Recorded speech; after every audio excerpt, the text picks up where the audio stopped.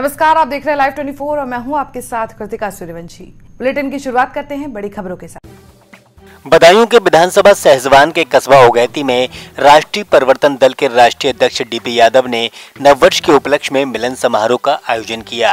इस दौरान पार्टी कार्यकर्ताओं के साथ सभी क्षेत्रवासियों ने डीपी यादव का फूल मालाओं से स्वागत किया, तो वहीं उन्होंने मंच से सभी का आभार जताया, तो वहीं गरीबों के दुख में हमेशा साथ खड़े होने की बात को कहते हुए क्षेत्र में चीनी मिल और स्कूल खुलवाए जाने का वायदा भी किया। इसी के साथ डीपी महाविद्यालय को कृषि विश्वविद्यालय बनाए जाने की बात भी उन्होंने कही। तो इस दौरान मीडिया से बात करते हुए उन्होंने कहा कि अगर उन्हें भाजपा से टिकट मिलता है तो वे बीजेपी से चुनाव लड़ेंगे, नहीं तो वे अपनी पार्टी राष्ट्रीय परिवर्तन दल से चुनावी मैदान में आएंगे। अब डीपी यादव के मैदान में आने के बाद राजनीतिक उठापटक शुरू हो गई है, तो सहसवान की सियासत भी खासा गरमाई हुई है। हमारी कोशिश ये है कि पार्टी जो हम कुछ ऐसे जो बातचीत शामिल है उसके साथ मिलकर ये कार्य करके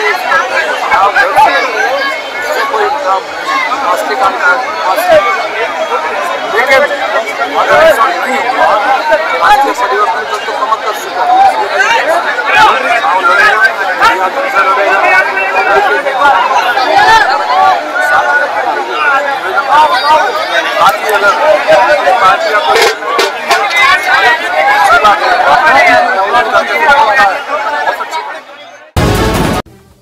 झांसी में बीते दिनों से हो रही लगातार बारिश और ओलावृष्टि से जहां किसानों को नुकसान हुआ है, तो वहीं ठंड भी बढ़ गई है। ऐसे में किसानों को इस आपदा से नुकसान हुआ है, तो वहीं किसान मजबूर है। इसी को लेकर किसानों ने अब प्रशासन से मुआवजे की मांग की है, तो वहीं कुछ किसान खासा नुकसान के चलते पलायन को भी मजबूर हैं। झांसी के कोतवाली क्षेत्र में चल रहे अवैध सट्टे के कारोबार में पुलिस ने 4 लोगों को हिरासत में लिया, तो इनके पास से 7.5 लाख रुपए की नकदी को बरामद किया।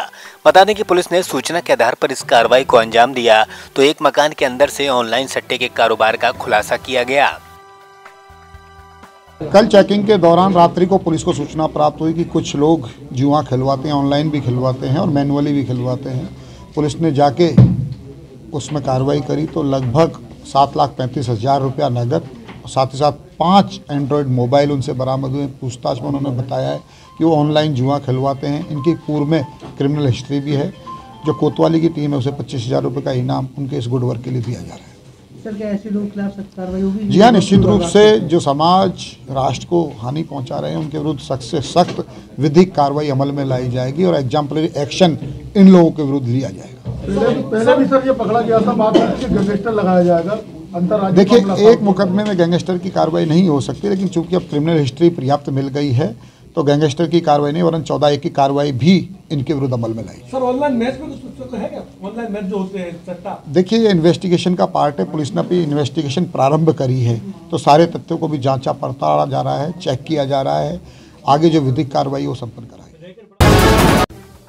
झांसी के मऊरानीपुर में मंदिर में कब्जा को लेकर आक्रोशित बजरंग सेना के सदस्यों ने नारेबाजी करते हुए एसडीएम को प्रार्थना पत्र देकर मंदिर को कब्जा मुक्त कराए जाने की मांग की। बता दें कि वाजपेयी तालाब के सामने बजरंगबली का प्राचीन मंदिर है, जिसमें दबंगों ने अवैध कब्जा करके मंदिर के आसपास के पेड़ों को काट दिया, तो साथ ही मंदिर की जमीन पर भी कब्जा किया, जिसके विरोध में अब एसडीएम को ज्ञापन सौंपा गया है कि वहाँ पे हम लोगों नगर पालिका के द्वारा हम लोगों को धनराशि दी जाती थी, तो हम लोग वहाँ पे दंगल करवाते थे। जो अपनी सांस्कृतिक धरोहर है, दंगल हर सावन के दिन दंगल होता था, तो हम लोगों के द्वारा जो दंगल किया जाता था वो भी बंद करवा दिया गया है और अखाड़ा पूरा खंडर में तब्दील हो गया है। वहाँ पे गाय भैंस मानते हैं। नहीं, पार्षद हैं आप बाढ़ के उसके, तो आपने उनसे बातचीत की तो उनसे क्या निष्कर्ष निकला आपको? उनसे बातचीत करने पर वो बोलते हैं कि यहाँ ये हमारा मंदिर है और हम लोगों को कब्जा है, यहाँ पे कुछ नहीं होगा, आप लोग जाइए। कुछ बोलते हैं तो लड़ने के लिए उतारू हैं। तो आप नहीं तो आपने नगर पालिका में ऐसे यू साहब से अपने लेटर कुछ किया है? लेटर पैड पे यू साहब को किया है, तो यू साहब ने अब कागजी कार्रवाई है, जाते हैं और शासन देख के चला आता है। अब हम लोगों ने सोचा कि बिना एसडीएम महोदय के अब वहाँ पे कुछ नहीं होगा है ना, तो वहाँ पर कोई पूजा पाठ कर सकता है और जो लोग भी वहाँ पर अतिक्रमण किए हुए हैं सब वो दमंग किस्म के व्यक्ति हैं और जिससे आक्रोशित होकर के पूरे मोहल्लेवासी आज उप जिलाधिकारी कार्यालय में ज्ञापन देने के लिए आए हैं। वहाँ पर सभी प्रकार के कार्य हो रहे हैं गलत, और जो कोई भी वहाँ जाता है पूजा पाठ करने तो वहाँ पर गाली गलौज, शायद उन्हें जान से मारने की धमकी दी जाती है, और कुलैया फरसा ले करके लोगों के ऊपर गिरते हैं।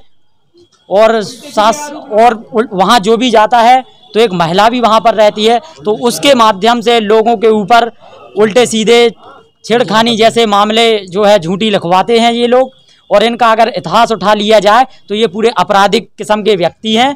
मैं उप जिलाधिकारी महोदय से आग्रह करता हूँ कि अतिक्रमण और कब्जे को मुक्त कराया जाए। अगर हमारी ये मांग पूरी नहीं होती है तो बजरंग सेना और समस्त मोहल्ले वासी धरना प्रदर्शन के लिए बाध्य होंगे। कितने दिन से कब्जा किए हैं ये लोग? ये लगभग 2 से 2.5 वर्ष के बीच के जो है कब्जा किए हुए हैं वो लोग। अगर ये कब्जा नहीं छोड़ा क्या करोगे? और हमारे पार्षद जी के द्वारा और नगर पालिका के द्वारा हर वर्ष जो है वहाँ पर दंगल का आयोजन भी किया जाता था रक्षाबंधन के शुभ अवसर पर, लेकिन जब से वहाँ पर उन लोगों ने कब्जा किया जब से यह आयोजन नहीं हो रहा है। क्योंकि और इसके साथ साथ हिंदू धर्म की आस्थाओं को भी ठेस पहुँचाया जा रहा है, क्योंकि कलयुग के राजा हनुमान जी महाराज हैं। तो इस सब को देखते हुए हम सभी हिंदू भाइयों ने और हमारे समस्त मोहल्ले वासियों ने इस आवाज़ को बुलंद किया, क्योंकि वहाँ पर जो वहाँ के आसपास के लोग हैं उनके अंदर एक भय का माहौल था। लेकिन हम सब लोगों ने बैठ करके एक सलाह बना करके आज उप जिलाधिकारी कार्यालय में आए हैं और ज्ञापन देंगे आज हम लोग उप जिलाधिकारी।